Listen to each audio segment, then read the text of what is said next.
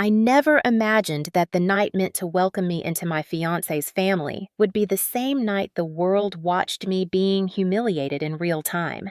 I arrived at the Latham family's Napa Valley estate with my palms slightly damp, reminding myself to breathe, to smile, to pretend I did not feel the quiet judgment drifting toward me like a draft through an open window. The estate glowed with warm vineyard lights and the soft hum of a charity gala that probably cost more than my mother made in her entire final year working double shifts at the clinic.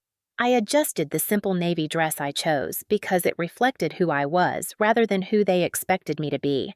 The moment we walked in, the temperature of the room shifted. Not literally, socially. People glanced at me with polite curiosity before turning back to their conversations, but the Latham family's eyes told a harsher truth. Evan squeezed my hand as if sensing the tension, but even his touch felt uncertain, like he was reassuring himself rather than me. His mother, Camille, welcomed us with a poised smile that did not reach her eyes. She kissed Evan's cheek, looked me up and down for 2 seconds, and said nothing. His father offered a nod, and Juliet, his older sister, did what she always did. Scanned me from head to toe as if appraising a piece of furniture that clashed with the room. Her gaze paused on my dress. "That is not a brand I know," she said lightly, though her voice held the weight of a judgment already rendered. I simply smiled. I had survived worse than passive-aggressive fashion critiques. A few of Juliet's friends circled her like satellites. One of them lifted her phone subtly. I should have paid attention to that. Instead, I tried to focus on the purpose of the evening. It was a fundraising gala, elegant, sophisticated, a room filled with donors and executives who cared more about the appearance of generosity than generosity itself. A string quartet played softly in a corner, champagne flutes clinked, and everywhere I turned, someone seemed to be whispering. Evan guided me toward the bar, trying to shield me from the undercurrent of scrutiny. I had barely touched my wine when Juliet appeared beside us with a smile too bright to be sincere. She lifted her glass. "To family," she said, "to welcoming new people into our world." Her friends giggled, not loudly, not rudely, just enough to let me know they were laughing at me, not with me. I lifted my glass out of politeness. That was my mistake. The moment our glasses met, she tipped hers forward in a swift, deliberate motion. The cold splash hit the top of my head first, then soaked down my hair, my dress, and onto my skin. For a split second, I did not move. The room did not move. The string quartet faltered. The phone one of her friends had been holding was suddenly angled directly at me. "Oh, no," someone whispered. Then a few others suppressed smiles, half covering their mouths. Not mocking laughter, but the tense, amused disbelief of wealthy people who enjoy cruelty as long as it is dressed in sophistication. Juliet leaned in close enough for the microphone on her friend's live stream to capture every syllable. "Here. Now she finally looks expensive." My breath tightened. Warm humiliation burned behind my eyes, but I refused to blink. I would not give her the satisfaction. Behind her, Camille placed a hand on Juliet's shoulder and whispered something she thought no one would hear. Good girl. She needed humbling. The viewers on the live stream certainly heard it. My fingers trembled as I set my glass down. Before I could move, Evan grabbed my elbow and pulled me a few steps aside, his voice low and urgent. "Aubrey, please. Don't make a scene tonight." That was the sentence that broke something in me.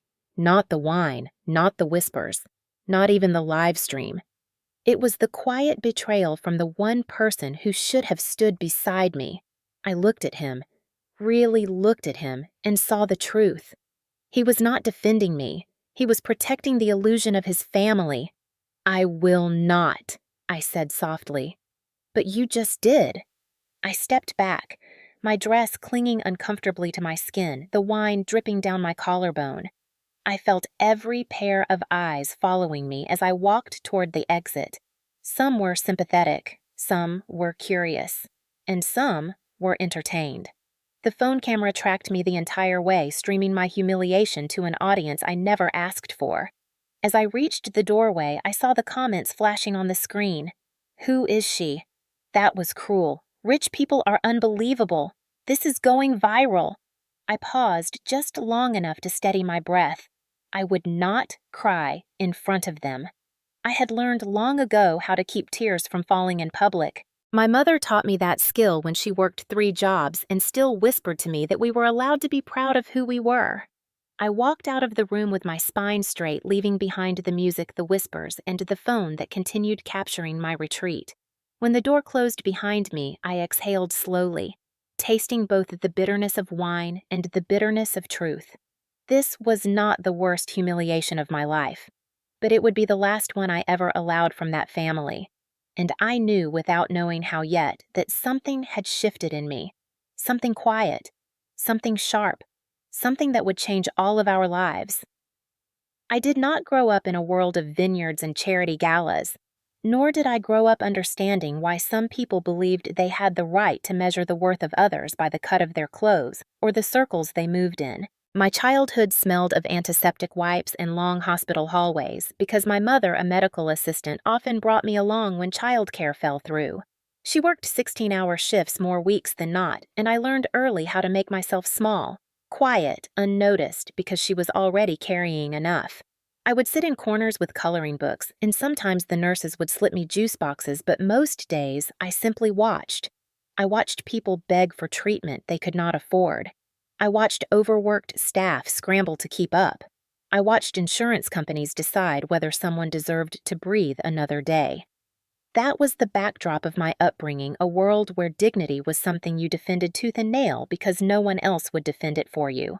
My mother was the strongest woman I ever knew, but even she had moments where she leaned against the kitchen counter, exhaustion pooling in her eyes like shadows. I remember asking her once why she never cried at work, even when patients screamed or bosses blamed her for things beyond her control. She smiled, brushed a curl from my forehead, and said, "Crying is not weakness, baby, but sometimes holding it in is what keeps you standing." That sentence planted itself inside me like a small seed, one that would only bloom years later when the world demanded my composure at the exact moment I wanted to shatter. I carried her words with me through school, through long nights studying with second-hand textbooks, and through the bitter memory of my first heartbreak. I was 19 when my college boyfriend, who grew up with ski trips and country club weekends, sat me down and explained gently, as if he were doing me a kindness, that our worlds were too different. He said it with that same careful tone people use when they are afraid of looking cruel. "You're amazing, Aubrey, but my family just wouldn't understand." I remember nodding as though it made perfect sense, as if love and respect depended on whether or not you came from the right kind of neighborhood. What struck me most was not losing him. It was the realization that the world would keep telling me I did not belong unless I built a life where no one could question it. That moment became the start of something fierce inside me, a quiet determination that did not roar like anger, but hummed like machinery powering up. I entered the field of biomedical engineering not because it was impressive, but because it felt necessary. I had spent too many years watching preventable tragedies unfold in crowded clinics. When my mother passed away due to a condition that could have been detected earlier with the right technology, grief cracked me open in ways that reshaped my entire future. I poured my sorrow into research nights at the lab papers scrawled with equations and prototypes I hoped would matter.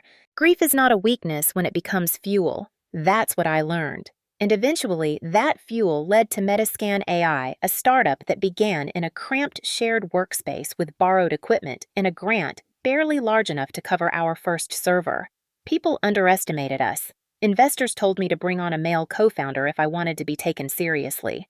One even suggested that I should focus on being the face of the company instead of the brain because it would be easier for the public to accept.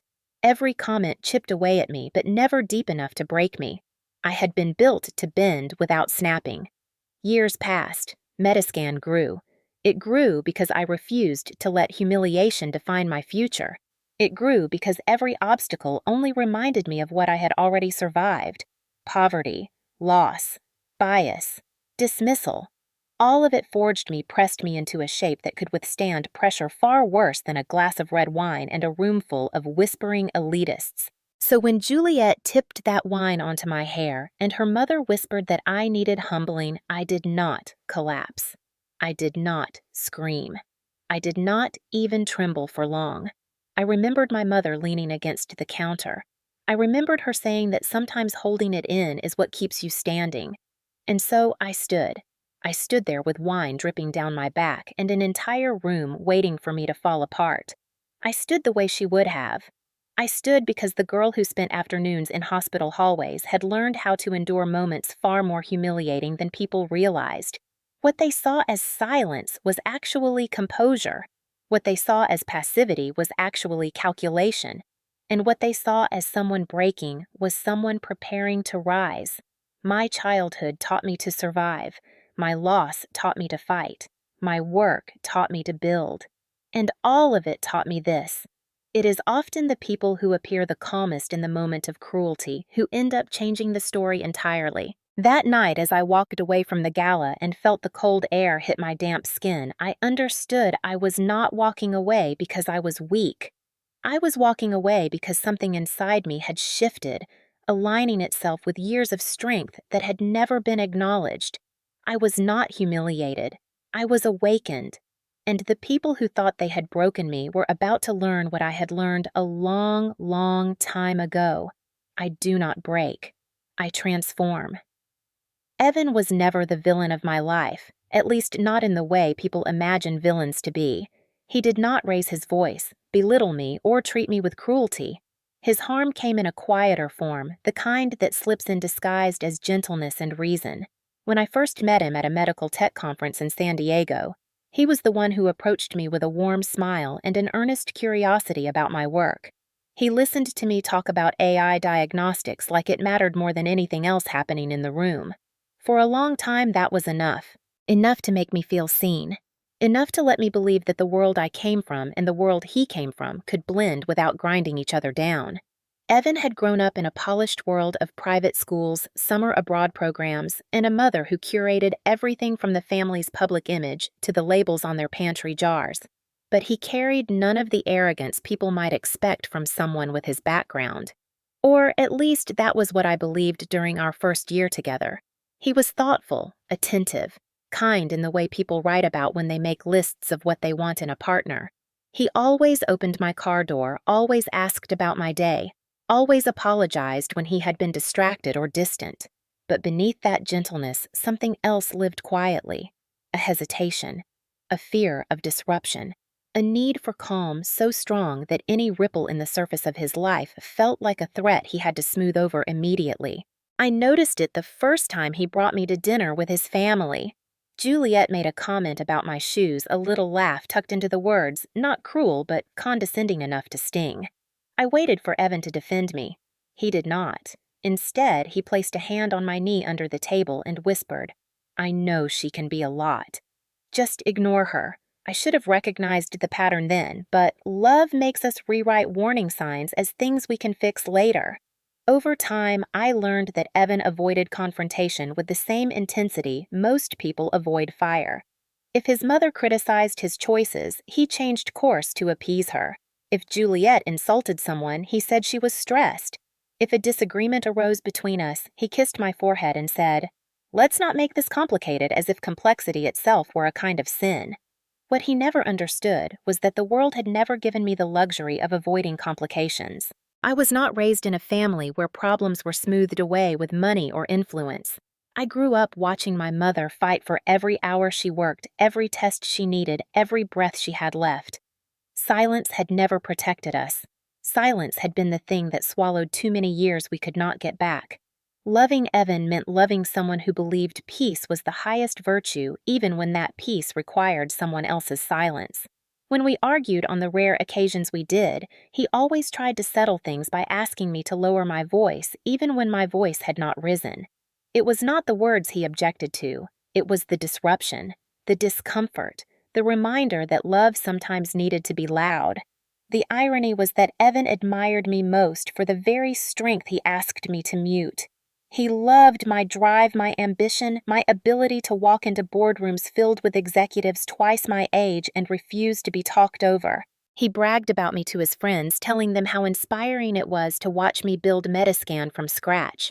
But he wanted that strength only in the spaces that did not inconvenience him. I did not realize how deeply this ran until the night of the gala. When Juliet poured that wine on me, when his mother whispered her approval, when the room watched me with a hunger for reaction, Evan did not step between us. He did not say enough or stop or apologize on their behalf. He stepped between me and the possibility of disruption. He asked me not to make a scene. It was then that I saw it clearly. The man I loved wanted harmony, not justice. He wanted stillness, not truth. He wanted a world where his family remained unchallenged, even if it meant I stood alone in the middle of a room, dripping in humiliation. Some people hurt you because they are cruel. Evan hurt me because he was afraid. Afraid of conflict. Afraid of disappointing the people whose approval shaped his entire identity. Afraid of stepping out of the script his family had written for him long before I arrived. His fear did not excuse him, but it explained him. And perhaps that made it worse. Understanding is its own kind of heartbreak. After the gala, as I drove away from the estate, his calls lit up my phone one after another. I did not answer. I told myself I needed space, but the truth was simpler. I needed to hear my own thoughts without his version of reality bending them into something palatable. When he finally reached me the next morning, his voice cracked with guilt.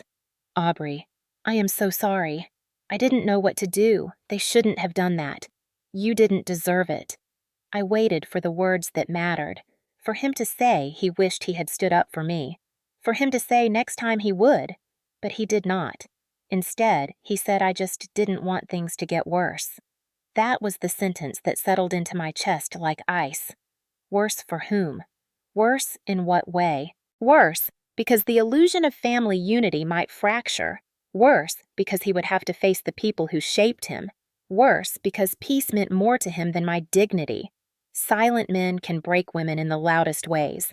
I did not speak those words aloud then, but they echoed through me, shaping everything that followed.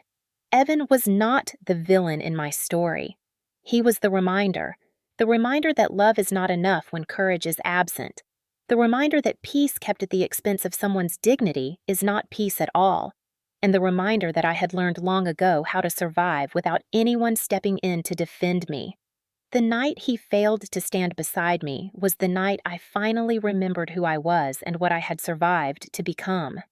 The morning after the gala began, not with sunlight or silence, but with the buzzing of my phone beside the bed, a sound sharp enough to slice through the exhaustion wrapped around my body. For a moment, I kept my eyes closed, letting myself float in the narrow space between sleep and waking where humiliation had not yet bloomed fully into memory.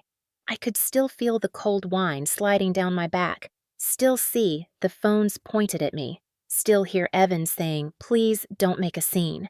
I breathed in once, intending to bury the night as deeply as possible, but the buzzing continued relentlessly. When I finally reached for the phone, the notifications flooded in like an incoming tide. Missed calls from Evan, texts from coworkers, mentions from people I did not know tagging me in videos. A message from my PR head, Lisa, marked urgent, and then the link. I stared at the preview image long enough to feel my stomach tighten. It was me, mid-turn wine cascading down my hair as Juliet's hand hovered in the frame. The angle was unflattering, the lighting harsh, my expression caught in that fragile split second between shock and composure. For anyone who had never experienced humiliation in front of strangers, it probably looked dramatic. For those who had, it looked painfully familiar. I pressed play. The laughter in the background was not loud, but present, soft and simmering, like the kind of cruelty that hides behind sophistication. Then came Juliet's whisper, sharp enough to cut through the noise. "Here." Now she finally looks expensive. And then Camille's murmur, the kind that would ruin most public figures if it ever surfaced. Good girl. She needed humbling. The video ended with me walking out of the room, my back straight, my shoulders firm, the wine dripping down my collarbone as I disappeared through the doorway.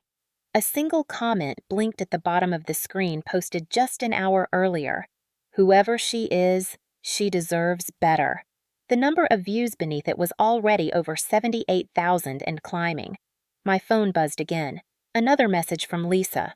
"Call me as soon as you're awake. We need to talk about optics."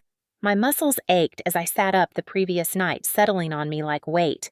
I pinched the bridge of my nose and reminded myself to breathe. Optics. That was the language of my world. Things did not need to be fair. They only needed to be interpreted correctly. Before calling her, I opened my email. A new message sat at the top of my inbox. Subject authorization required for final integration step. I clicked it open. Aubrey, we need your approval to finalize the financial integration phase for the Latham Medical Group acquisition. Once signed, we move into the final legal consolidation stage. Please confirm by 11 a.m. I stared at the screen, reading it twice. Latham Medical Group, Evan's family company, the $300 million acquisition that would position Metascan at the forefront of diagnostic AI integration in private hospital systems. The deal that had taken 8 months of negotiation, 2 rounds of due diligence, and more hours than I could count in boardrooms and conference calls.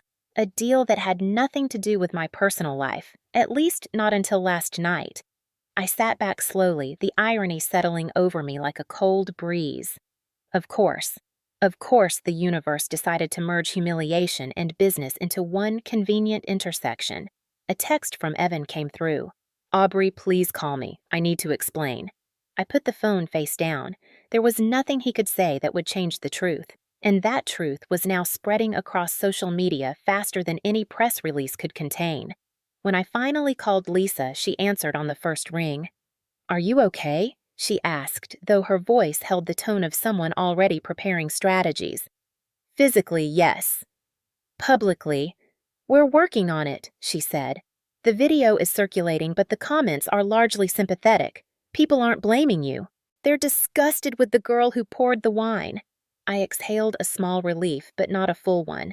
And Evan's mother, I said. Yes, Lisa replied. Her comment is the one going viral. The good girl one.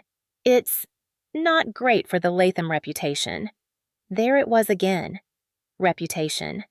Optics. Image.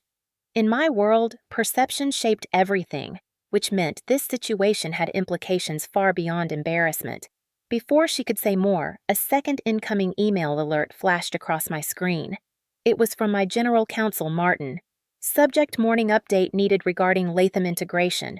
The timing was uncanny. Or maybe it was deliberate. I opened the email while keeping the phone to my ear. Aubrey, due to last night's public incident involving you and members of the Latham family, we recommend assessing potential conflicts of interest before proceeding with final integration approval. Please advise. Lisa paused when she heard me inhale sharply. What is it? She asked.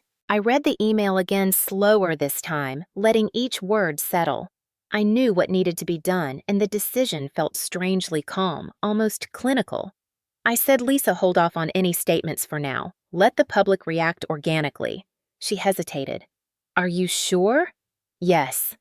And then, before I could second-guess myself, I clicked the call button for Martin. He picked up immediately. Aubrey, morning. I need you to initiate a compliance review, I said. Effective immediately. There was a beat of silence on the line. For the entire acquisition. Yes. Are you certain?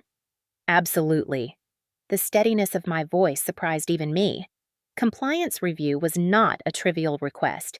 It was a powerful internal mechanism capable of freezing an entire multi-million-dollar transaction while auditors combed through financial records, operational practices, governance structures, and anything that could be classified as a potential risk. It was not personal, it was procedural, and it was above all else justified. When I ended the call, I felt something I had not felt since the wine hit my skin. Control. Not revenge, not anger, just control. The kind that comes from making decisions based on principle rather than emotion. I looked at my reflection in the dark screen of my laptop at the woman who everyone had watched being humiliated the night before. And for the first time since that moment, I did not see humiliation at all. I saw clarity. The Lathams had wanted to humble me. Instead, they had reminded me of who I was. A leader, a builder, someone who knew how to stand even when standing hurt. This wasn't about breaking the deal. It was about preserving the integrity of the company I built from nothing. And if that review revealed anything the world needed to know, then so be it. The first sign that the compliance review had begun to stir the waters came less than 24 hours after I authorized it. I was in my office reviewing a list of algorithmic updates with my engineering team when a soft knock at the door interrupted the conversation. My assistant Nora stepped in with a careful expression that told me she was trying to stay neutral but failing. "Aubrey, she said there's someone from Latham Medical Group in the lobby asking if you have a moment." My pulse ticked upward, but my voice remained steady. "Who is it?" "A junior operations manager named Andrew. He said it's important." Important could mean anything, but I had a suspicion it meant exactly what I thought it did. I dismissed my team gently and told Nora to bring him in. When the young man entered my office, he looked pale, the kind of pale that came not from illness, but from understanding the gravity of something bigger than himself. "Ms. Lane, thank you for seeing me," he said, shifting nervously from foot to foot. I invited him to sit, though he barely touched the chair. He held a tablet in his hand. The screen dimmed, but the posture told me he had come with a purpose. I don't want to overstep," he began, "but I recognized you from an internal meeting last month. You presented to the acquisition committee." I nodded politely. He continued, "Your face was all over the news this morning, and the video from last night. Everyone's seen it by now." He swallowed. "I guess what I'm trying to say is, I just didn't realize you were the CEO of the company we're acquiring." There it was. Stage 1. Recognition. Not the glamorous kind people hope for. The kind that makes the hierarchy of a situation snap sharply into place. I watched him struggle to reconcile the image of the woman humiliated at a gala with the executive who held a $300 million decision in her hands. He lowered his voice. "People are talking inside the company. Some staff are worried the deal might fall through. And, well, no one knew you had personal ties to the family." By family, he meant the people who had laughed while wine dripped down my clothes. I kept my tone even. "Personal matters do not influence corporate decisions." He nodded quickly, perhaps too quickly. "Right, of course. But the compliance review you triggered, it's all anyone is talking about." He glanced at his tablet and added, "I think they're panicking." His honesty surprised me, but it also confirmed what I already knew. The ripples had reached their shores.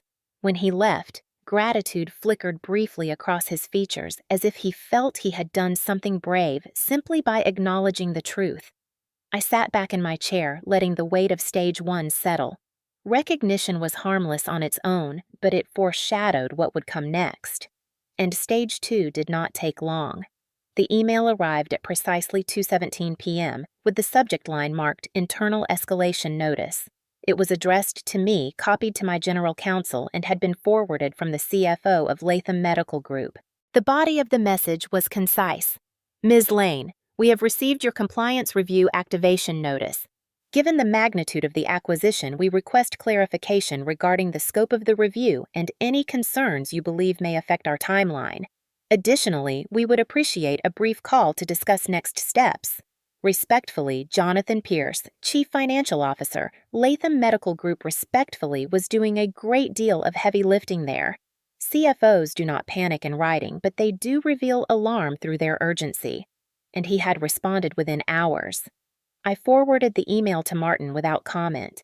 His reply came 3 minutes later. "They're worried. They should be. The review will uncover things they hoped to keep buried.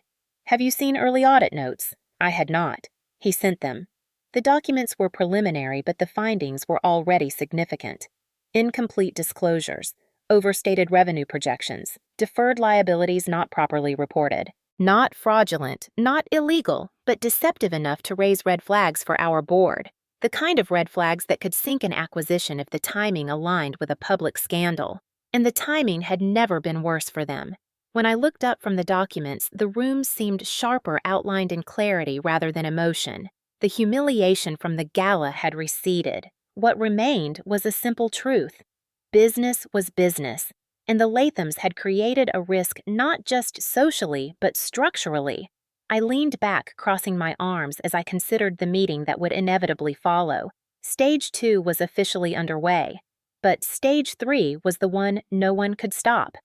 That evening, while reviewing strategy with my executive team, Nora appeared again, knocking gently before entering. "There's a call for you," she said, her expression tight. "From Latham's board. They've asked for an emergency meeting tomorrow morning." My heartbeat did not speed up. If anything, it steadied. I dismissed my team and stepped into my private conference room. When I dialed in, the faces of Latham's board members appeared one by one on the screen, each wearing a variation of the same expression, concern mixed with calculation. And there she was, halfway through the grid of faces, Camille Latham.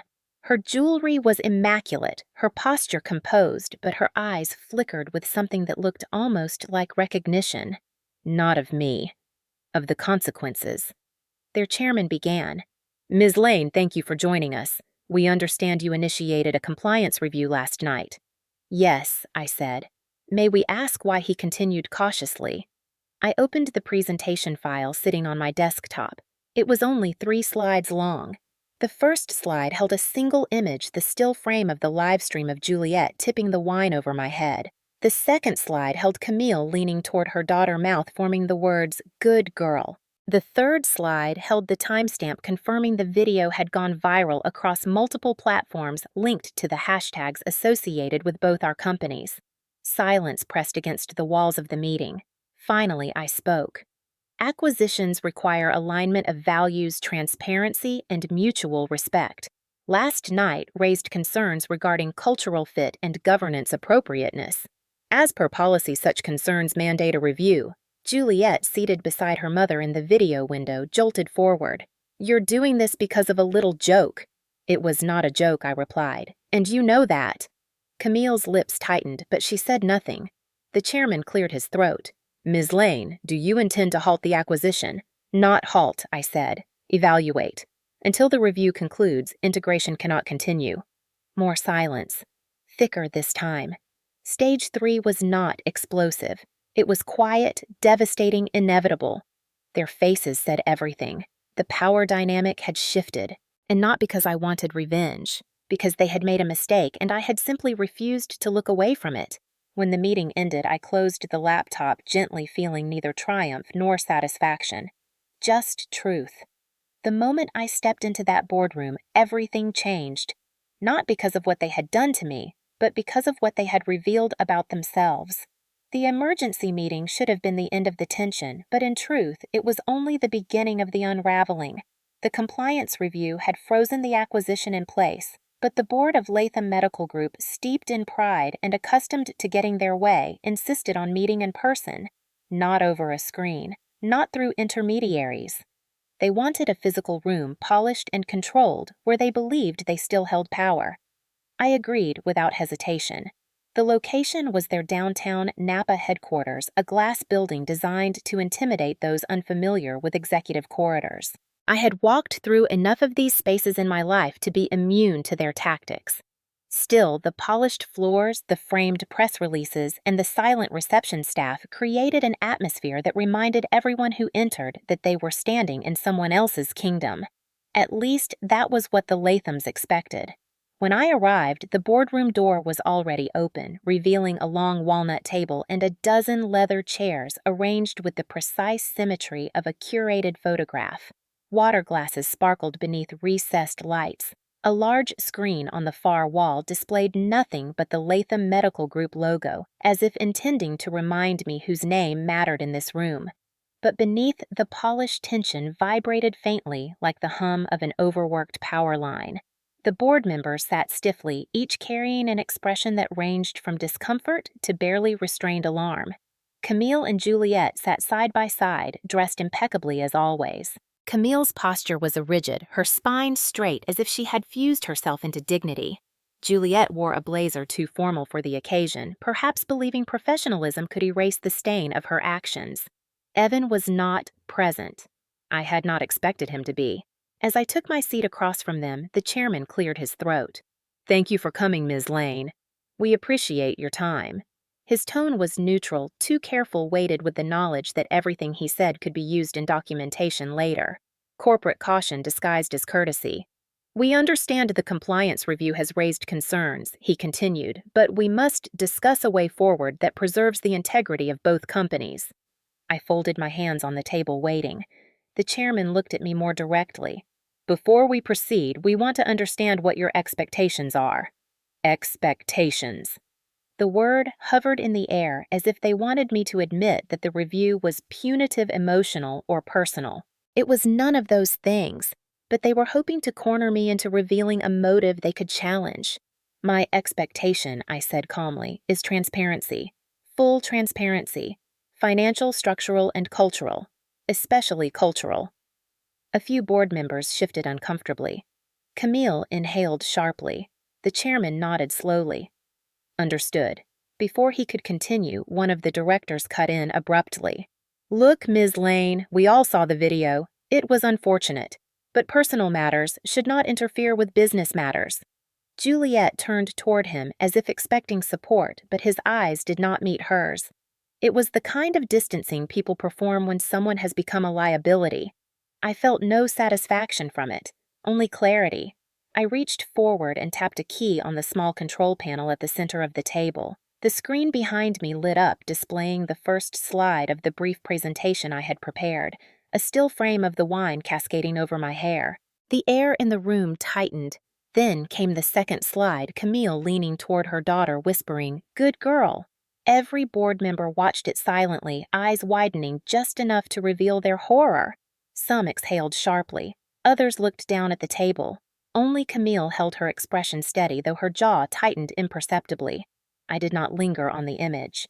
The point was not to shame, but to illuminate.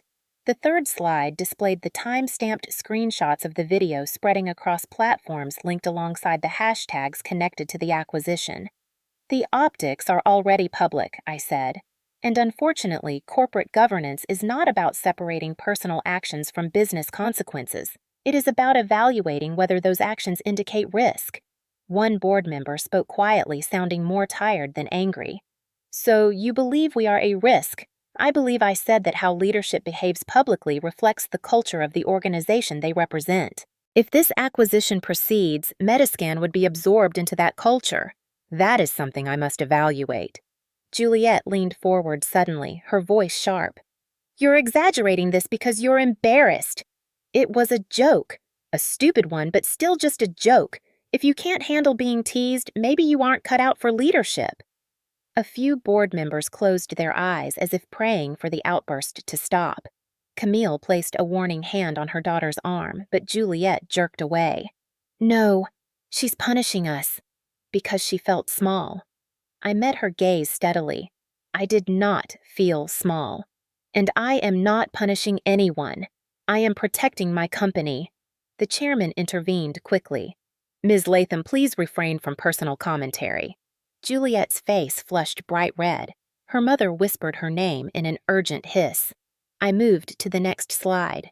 Preliminary compliance findings. The list was short but potent.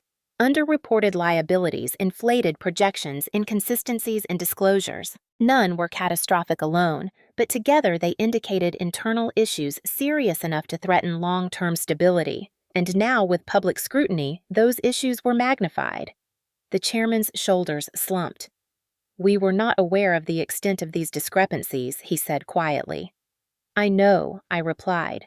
That is why the review exists. Not to punish, to protect. He nodded slowly, absorbing the words with resignation rather than defensiveness.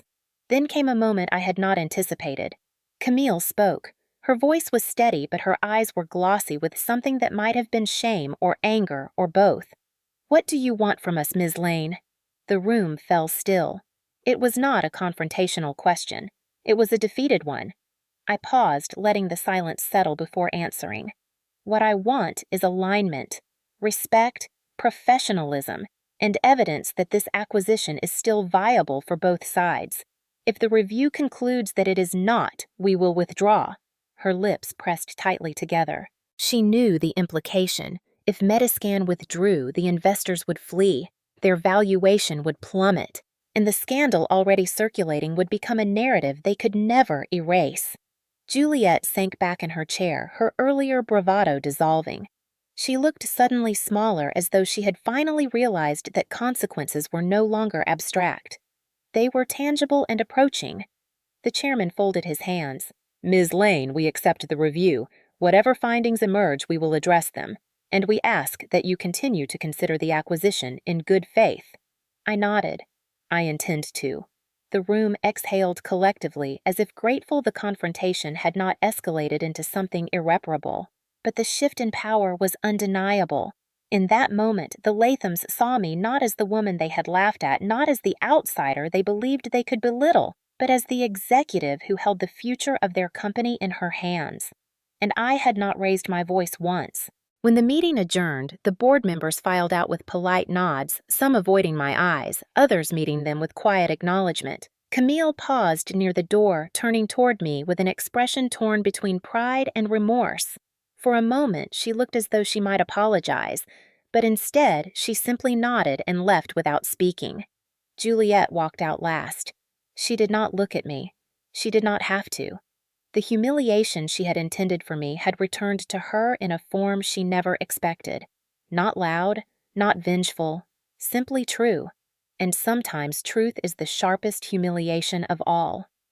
The collapse did not happen in a single dramatic stroke. It unfolded the way most downfalls do in the corporate world, quietly at first, then all at once like a structure whose foundation has been slowly eroding until one final tremor sends everything crashing down.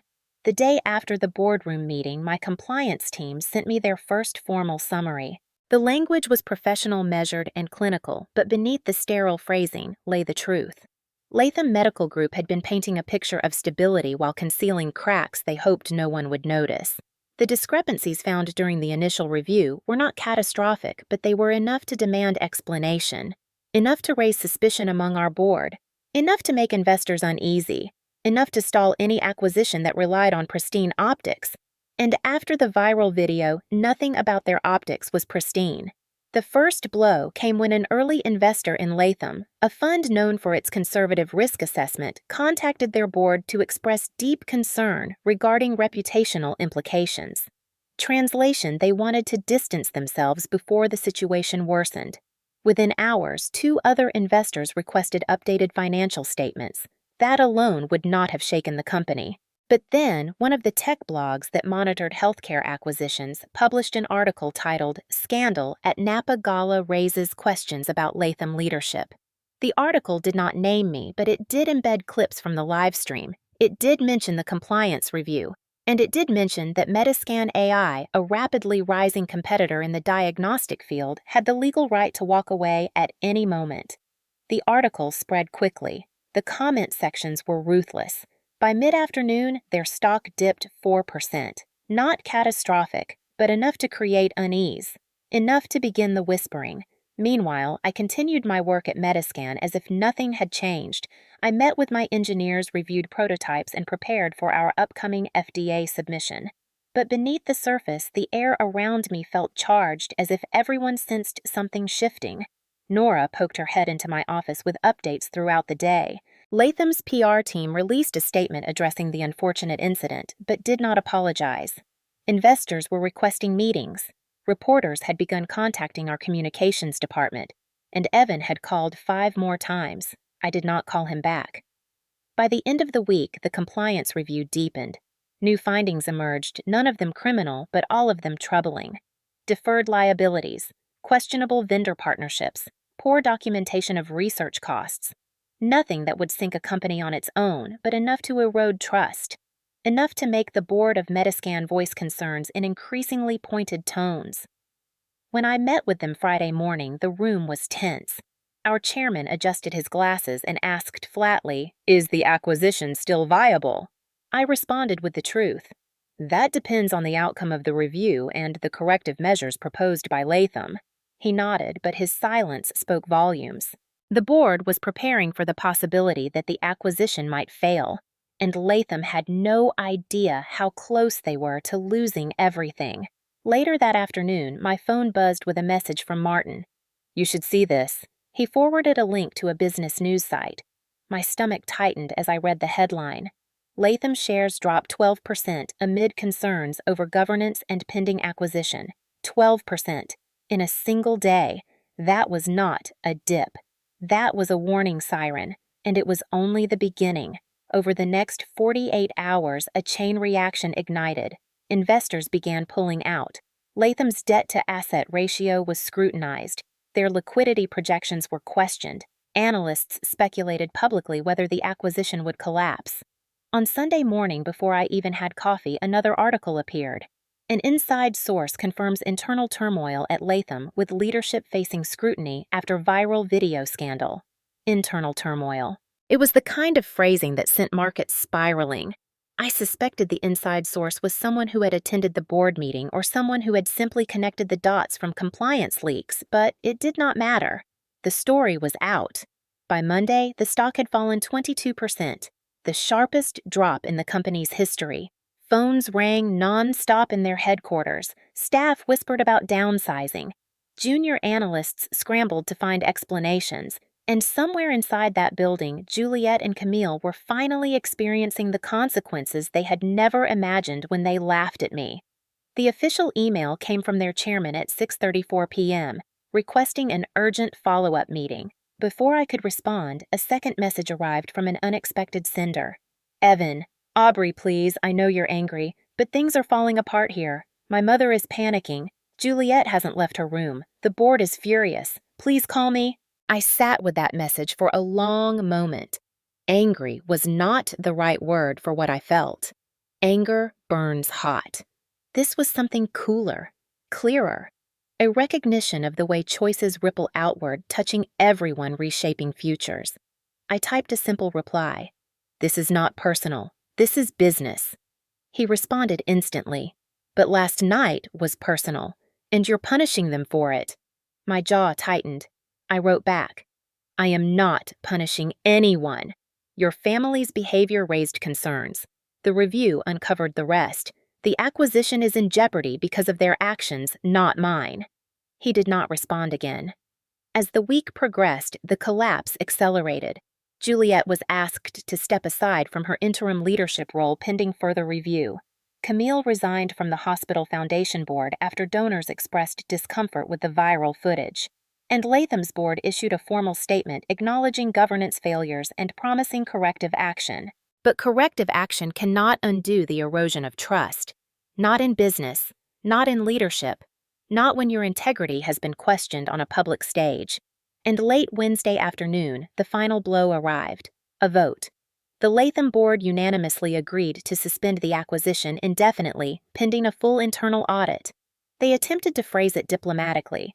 They suggested revisiting the agreement after restructuring. They tried to soften the implication, but the truth was written between every line. The deal was collapsing, and I had not lifted a hand to push. It had all unraveled under the weight of their own choices. That evening, as I walked out of my office into the fading light, I felt no triumph, no gloating, no sharp rush of vindication, only calm. A steady, settled calm. They had tried to humble me. In the end, the only thing that fell was their illusion of power. And somewhere in Napa, in the house where I once tried to belong, they were finally understanding the cost of believing someone else was beneath them. Evan asked to meet 3 times before I finally agreed. The first time he texted, I ignored it. The second time he called, I let it ring until it stopped. By the third attempt, when he sent a message saying, "Please, Aubrey, just 10 minutes of your time." Something in me softened enough to allow the conversation to happen, though. Not enough to offer comfort before he earned it. We agreed to meet at a small cafe near my office, a quiet place with wide windows and the soft clatter of mugs against wooden tables. A neutral space. A place without his family's shadows. When I arrived, he was already there, sitting at a corner table with his hands clasped so tightly his knuckles blanched white. He looked tired in a way I had never seen before, like the exhaustion was not from lack of sleep, but from carrying something too heavy for too long. His eyes lifted when I approached, and for a moment he simply stared as though he needed proof I was actually standing in front of him. "Aubrey?" he said softly, rising halfway before sitting back down again. I nodded and took the seat across from him. Neither of us spoke immediately. Silence expanded between us, not tense, but fragile. Like a bridge, neither of us knew how to cross. Finally, he exhaled. "Thank you for coming." I wrapped my hands around the warm cup the server had placed in front of me, letting the heat seep into my fingers. "You said you needed to talk," I replied. His gaze lowered. "I do. I don't know where to start." The truth, I said simply, "Start there." He flinched as though the word truth had been a blade. Then he leaned back, eyes shining with something raw. "Everything's falling apart," he said. "The company, the deal, my family." "I know," I replied quietly. He looked up sharply, but not with anger, just desperation. "They're terrified, Aubrey. My mother hasn't slept in days. Juliet won't speak to anyone. My father is trying to hold everything together, but he's drowning in meetings and damage control. And the board," he swallowed hard, "they blame us, not you. Us!" "They should," I said. His expression crumpled. "That isn't what I wanted to hear, but it's the truth." He dragged a hand through his hair. His voice trembled when he spoke again. "I need you to understand that I never wanted this. Any of it. The humiliation, the fallout, the review. I know that I said, but not wanting something doesn't erase the choices that led to it." He nodded slowly, absorbing what I said with quiet resignation. Then he leaned forward, elbows on the table, his voice barely above a whisper. "Aubrey, I should have stood up for you." The sentence hung in the air, trembling under the weight of its own honesty. He blinked hard, as if holding back tears.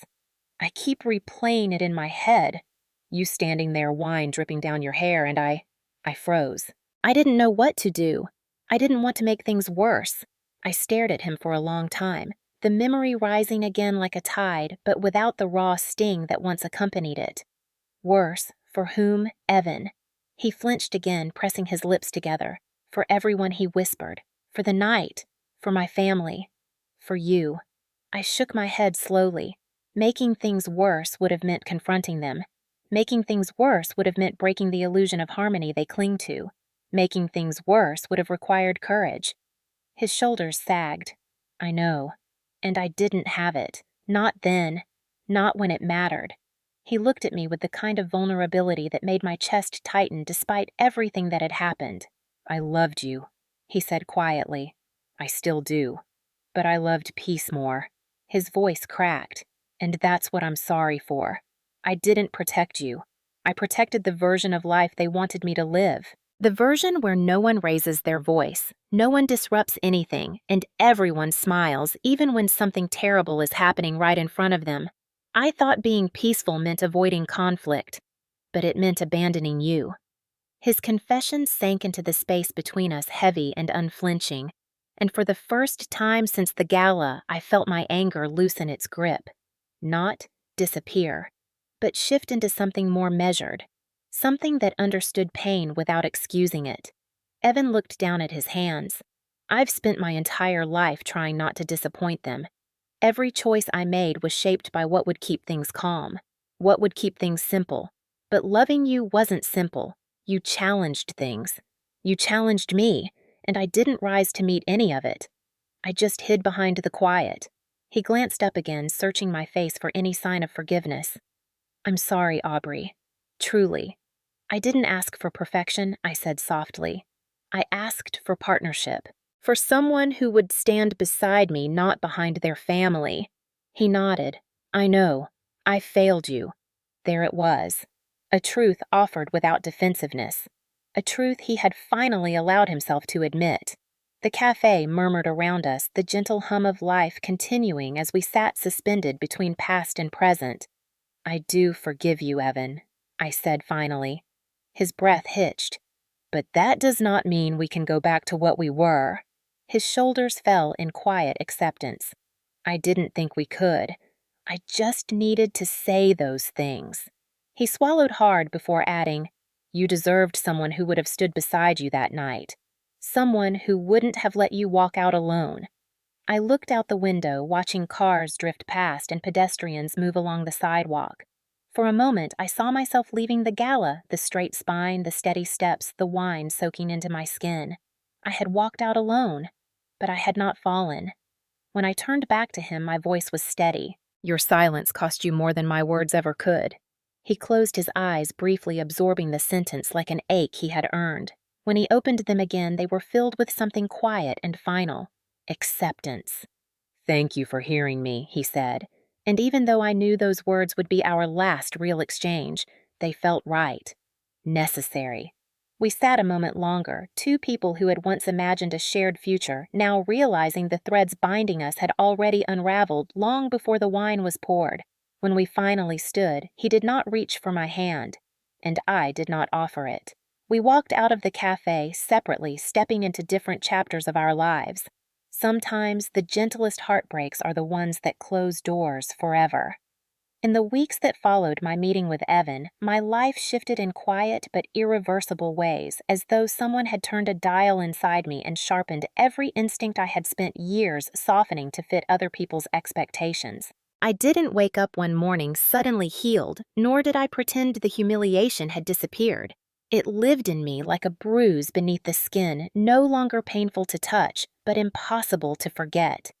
Yet something else lived there too, a clarity I had never allowed myself to claim. Metaskin AI surged in visibility after the compliance review halted Latham's acquisition, not because I had orchestrated a scandal, but because leadership under pressure reveals character, and people respect the kind that doesn't flinch. Investors who once hesitated began booking meetings. Messages from hospital networks multiplied.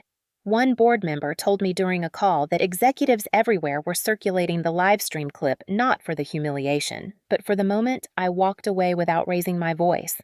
Apparently, quiet dignity reads louder than outrage in the right circles. Around the same time, I decided to move to Seattle, a city that felt like motion expansion and reinvention, everything my life in Napa had ceased to be.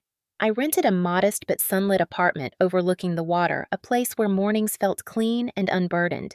Every evening, I walked the shoreline until the wind numbed my cheeks and my thoughts, and I let the old versions of myself fall away like sand slipping through fingers.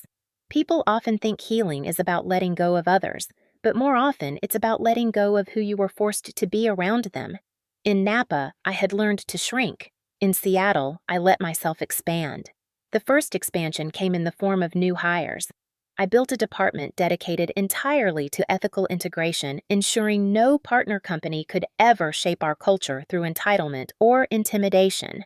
The second came when universities began inviting me to speak. At first, I declined. Public speaking felt like cracking open a door I had worked hard to reinforce. But after the third request, I accepted. The lecture hall was full of students and healthcare professionals curious about AI, but more curious about resilience. I walked onto the stage with no notes, only the truth. I spoke about innovation born from loss, about the invisible labor of women who refuse to collapse, about knowing when to stay silent and when silence is betrayal. When the talk ended, a woman in her 60s approached me with tears in her eyes. "You reminded me I'm allowed to begin again," she said. Her voice shook, but her hands did not. I carried her words with me for weeks. They lit something inside me, something that said maybe the bruises I carried were not signs of weakness, but openings, invitations. I began accepting more speaking engagements, then consulting requests from companies wanting guidance on leadership that didn't rely on force. Somewhere along the way, a journalist coined the term quiet leadership to describe my style. The phrase caught on not because it was poetic, but because it resonated.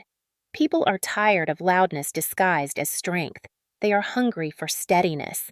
I tried dating again slowly, cautiously aware of my tendency to excuse silence in men who didn't know how to stand beside me. I learned to ask different questions. I learned to walk away early. I learned that loneliness is gentler than the wrong partnership.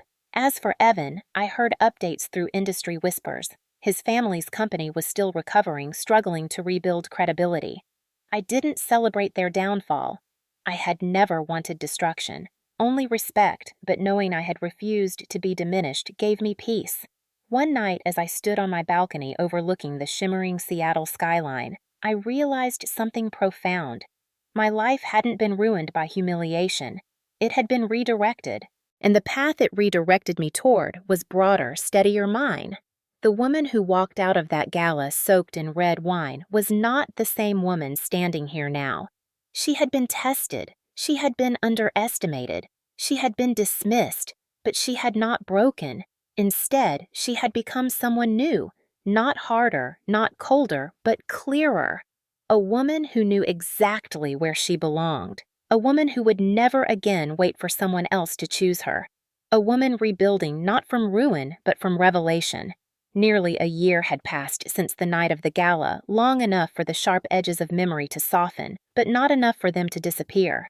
By then, Metascan AI had expanded into 3 additional states, secured a federal grant for rural hospital integration, and doubled our workforce. Seattle felt like home, a place where the air smelled of rain and possibility, and where my past no longer echoed off the walls. One quiet Tuesday morning, my assistant Maya stepped into my office holding a slim folder with the same careful expression she used whenever delivering unexpected news. She set it on my desk without a word, but the raised brow told me I should read it immediately. I opened the folder and froze. Inside was a resume, and on the first line, Juliet Harland. For a moment, all sound seemed to dim. Not because I felt fear or anger, those emotions had burned out long ago, but because the universe has a way of circling back with perfect, almost theatrical timing. She was applying for a mid-level project coordinator position, a role far below the executive status she once held. Her resume listed glowing achievements but also a glaring employment gap beginning shortly after the compliance scandal became public. Maya leaned on the doorframe. I didn't know if you wanted to see this, but I figured context matters. I nodded, still staring at the page. Schedule her, I said. Maya blinked. For an interview. Yes. I felt no malice, only an unusual sense of symmetry, like finishing a book and discovering the last page folds neatly back into the first. 2 days later, Juliet walked into the Metascan headquarters lobby. She looked nothing like the woman who once dripped diamonds and condescension. Her posture was stiff, her steps uncertain, and when she reached the reception desk and heard my name as the interviewer, her entire face drained of color. She hesitated at the door of the conference room as if entering a courtroom rather than a meeting. I gestured to the chair across from me. "Come in, Juliet."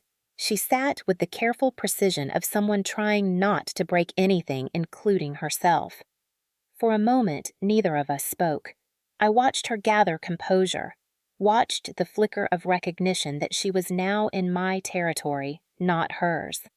Finally, she inhaled sharply. "Aubrey, thank you for agreeing to meet." Her voice trembled around the edges. I nodded. "This is an interview like any other," she swallowed. "Except it isn't." "You know it isn't." She was right, of course. But fairness doesn't require pretending context doesn't exist. "Why are you applying here?" I asked. She pressed her palms together, her manicured fingers shaking slightly. "Because I need a fresh start. Because no one will hire me. Because I'm not that person anymore." She looked at me, then truly looked not through me the way she once had. "I was cruel to you," she said softly, "and I thought I was untouchable. But humiliation has a way of teaching honesty. I'm sorry." I believed her. I also knew this apology was not enough to rewrite the past. Growth does not erase impact, and consequences are not cruelty. They are clarity. I folded my hands on the table. "Juliet, I don't doubt that you've changed." She closed her eyes in brief relief. But I continued, "We don't hire people who mistake cruelty for class." Her relief shattered. I saw the moment the words landed not as punishment, but as truth. Her shoulders sagged, not in anger, but in acceptance. She nodded slowly. "I understand. Thank you for being honest." She stood, but her movements were calm measured. No outrage, no entitled protest, just quiet understanding. As she reached the door, I added, "I hope you find a place that lets you rebuild." She paused, turning just enough for me to see the grateful shine in her eyes. "Thank you," she whispered, then left. I signaled to the front desk. "Please escort our guest out kindly." As she walked across the lobby, sunlight poured through the glass panels, catching her hair in a softened halo. It struck me that this was the first time I had ever seen her without armor. The door closed behind her, and I felt no triumph, only completion. Justice doesn't always roar. Sometimes it's a whisper wrapped in self-respect. Years from now, no one would remember the wine or the live stream or the boardroom. But I would remember this moment, not because it proved anything to her, but because it proved everything to me. I had rebuilt my life not through revenge, but through alignment, choosing myself in every room where someone once tried to make me small. And this time, when I walked away, it wasn't out of humiliation. It was out of peace. Sometimes the people who try to humble you aren't teaching you anything about your worth. They're only revealing everything about theirs. If this story reminded you of anything, let it be. This, your dignity, is not something anyone gets to pour away, stain, or diminish, no matter how loudly they laugh or how quietly they expect you to endure it. Strength doesn't always show up in grand speeches or public confrontations. Sometimes it shows up in the moment you choose yourself, even if that choice means walking out of a room you once hoped to belong to. Quiet leadership, quiet confidence, quiet boundaries. These are not signs of weakness. They are forms of power that don't need to raise their voice to be heard. And if you've ever been underestimated, talked down to, or made to feel small by people who thought they were above you, remember, you don't need revenge to win. You only need alignment with who you truly are. Your life will rise to meet you from there. If you were in Aubrey's place, would you have walked away sooner or stayed long enough to learn the truth?